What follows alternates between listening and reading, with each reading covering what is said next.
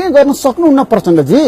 दोधारमा हुनुहुन्छ, दुविधामा हुनुहुन्छ भन्ने यो पनि हद भयो। यो पनि अतिवादलाई प्रश्रय दिने बरु गलत खालको चाहिँ विश्लेषण हो। प्रचण्डले निर्णय गर्न नसक्ने अनि निर्णय गर्न सक्ने को हो त नेपालमा निर्णय गर्न सक्ने? गिरिजा प्रसाद कोइराला र प्रचण्डले निर्णय गर्न नसक्ने, केपी ओली हो निर्णय गर्न सक्ने, सुशील हो निर्णय गर्न सक्ने, कसले सकेका छ निर्णय गर्न? गलत कुरा हो। द्वैत मनस्थिति भनेको के हो? सन्तुलित मनस्थिति भनेको अतिवादबाट मुक्त भएर जानको लागि एउटा सही द्वन्दात्मक बाटोबाट जानको लागि यो सही होला कि त्यो सही होला कि धेरै विचार विमर्श द्वन्द्व अन्तर्द्वन्द्वबाट मात्रै सही कुरा आउने हो। निर्णयको कुरा गर्नुहुन्छ तपाईँ नेपालमा 10 वर्ष जनयुद्ध कसको निर्णयले भयो? प्रचण्डको खाली दोधारमा बस्ने चाहिँ कारणले युद्ध भयो? यति ठूलो शान्ति प्रक्रिया दुनियाँमा कहीँ नभएको कसको निर्णयले भयो? तर गलत कुरा चाहिँ तपाईँ गरिराख्नु भएको छ। तपाईहरु यही चाहिँ गलत प्रचारबाजीमाले गर्दाखेरि पनि यो देश फेरि दुर्घटना पर्ने खतरा देखेको छु मैले। प्रचण्ड सेना समायोजन र हतियार व्यवस्थापन निर्णय गर्न नसकेर भयो। यति ठूलो कुरा चाहिँ तपाईहरुले जनतालाई भन्नु पर्दैन? तपाई चमत्कारी मान्छे हो, कसले निर्णय गरे नेपालमा? कसले निर्णय गरेछ नेपालमा र चाहिँ यो परिवर्तन आयो त? यो कुरा चाहिँ जनतालाई नभनेर प्रचण्ड यस्तो प्रचण्ड त्यस्तो भनेको छ, खुइल्याएको छ, अनि यसले फाइदा कसलाई हुन्छ?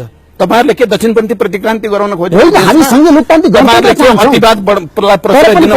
त्यसकारण यो गलत कुरा हो। तपाईहरु जस्तो मिडियाको मानिसहरूले त सच्चाई त भनिदिनु पर्यो नि जनतालाई। कसले निर्णय गरेर यो अहिलेको यत्रो युगान्तकारी परिवर्तन भयो? संघीय लोकतान्त्रिक गणतन्त्र कहाँबाट आयो? शान्ति प्रक्रिया विश्वमै नभएको कसरी कसले बनायो? कसले निर्णय गरेर भयो? हतियार व्यवस्थापन सेना समायोजन हुन्थ्यो, हजारौं मान्छे यही मर्न सक्थे। कसरी चाहिँ यो सहज ढंगले आयो? अनि यो निर्णयलाई प्रचण्डले सक्दैन निर्णय गर्ने भन्दिया छ। त्यसो भए तपाईहरुले गर्न खोजे के? मेरो प्रश्न यहाँ छ क्या मिडिया कर्मी तपाईसँग मेरो व्यक्तिगत भने होइन, म सम्पूर्ण मिडिया कर्मी र यो देशका बुद्धिजीवी सबैलाई भन्न चाहन्छु के म चाहिँ हद गर्न त भएन नि। तपाईहरुले खोजे के? तपाईहरुले के जातीय दंगा भड्काउन खोजे प्रचण्डलाई कमजोर बनाएर? तपाईहरुले फेरि अर्को चाहिँ द्वन्द्वमा चाहिँ फेरि एउटा सशस्त्र विद्रोह सुरु होस् नेपालमा, फेरि मर्ने र मार्ने खेल सुरु होस् भन्न खोजे हो?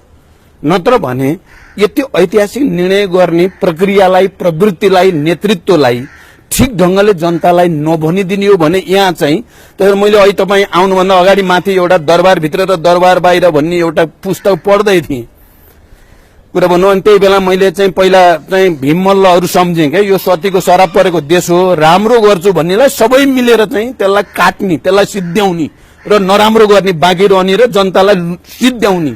यो चाहिँ अहिले पनि मलाई त कहिले काहीँ के लाग्छ भने यो ठिकै भनेर त के अरे भीममल्लको श्रीमतीले